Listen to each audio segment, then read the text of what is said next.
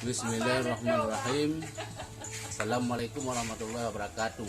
Saya selaku Gesik Selembuk Rawang mengucapkan terima kasih kepada KIP Aceh Timur selaku penyelenggara pemilu Pileg dan Pilpres tahun 2019 yang dilaksanakan secara transparan, jujur, adil, dan demokrasi. Oleh karena itu, kami menghimbau kepada masyarakat Kabupaten Aceh Timur, khususnya Aceh Kecamatan Pelak Timur, jangan mudah terprovokasi oleh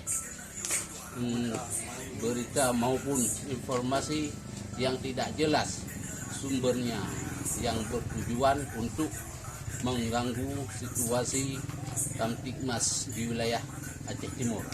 Wassalamualaikum warahmatullahi wabarakatuh.